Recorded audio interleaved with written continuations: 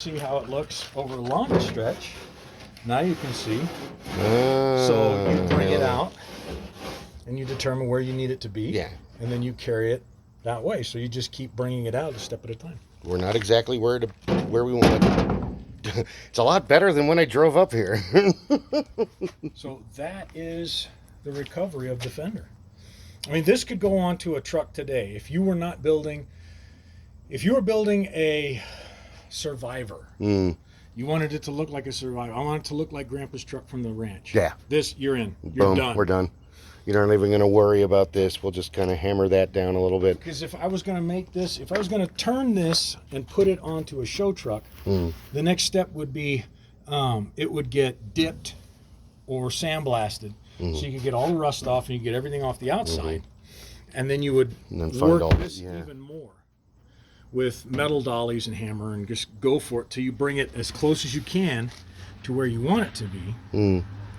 And then you would finish it off with your skim coat, with your glaze over the top, so that all your little hammer marks and everything were missing and all your high spots were gone. And then this is ideal. So, well, I figure you're showing me the technique. Yeah, this is the basics. And again, I do metalworking. I can move metal around to make things. I'm not a body man. No. And I love to tell people this. I take a piece of sheet metal and I turn it into something else. Yeah, but that's what we do. But this will get me started. I got a whole backyard full of damaged parts, so I figure I need to start with the acetylene torch there. We'll make a couple videos of, like I said, I'm not going to buy this for you, and because I'm like, hey, do you have any? I'm like, I need $100. That's what he wants for it. You got $80 I can borrow? I'll buy it for you on one condition. What? You're not allowed to fire it. Take it to see Rob. I'm like, okay, deal. That's fine. That's an okay price to pay. See, another thing you can do is you can take this off of here. Okay. Because this section, you can lay it down like that. Oh. Because now, yeah, there we go. Use the ground. The ground. It's flat. That's a nice section for it.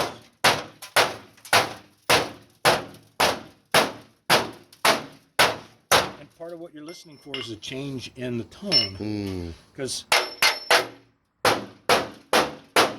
still got some space in between.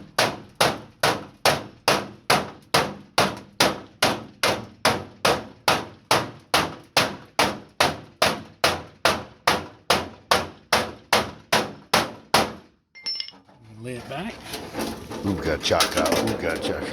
it's cleaned it up a little bit. Now there's hammer strikes in there, but it's bringing it back in place. And that's all you have to do. It's that simple, folks. So, you know, I mean, help. If you have a table, throw it up on a table like I had, and beat the shit out of it on the table. I'm going to, yeah. Smooth surface that you can work with. Oh yeah. I mean, these are nice. They're gonna, if you're striking nice and even, you have less of an impression left from that. The rubber mallets are nice because they give a little bit, but they don't impart as much energy. And you're not making the divots. So, but the other side of it is the divots come out.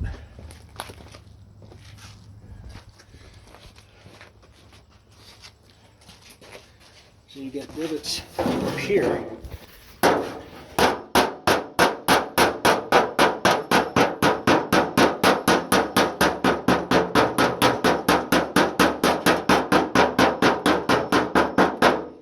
And that's all you're doing is you're just moving the metal back to where it's supposed to be.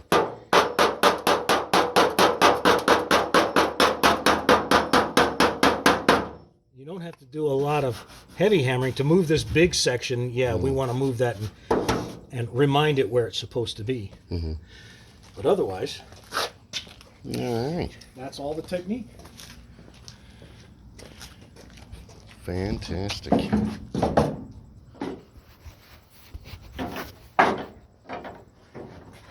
And anything can be a dolly. Mm. That becomes a nice thing because there's, I mean, you can spend thousands of dollars buying specialty dollies. Mm. But, you know, that can be a dolly for a specific area. I was using that. That's a cutoff from a spring. Yeah. So if something has the shape that you need, Mm. that becomes a dolly. When I was working on the sections of the grill for you, I made a dolly because they didn't have a dolly that fit that small section. So I took a piece of steel, forged it out to what I needed, and off it went. Mm.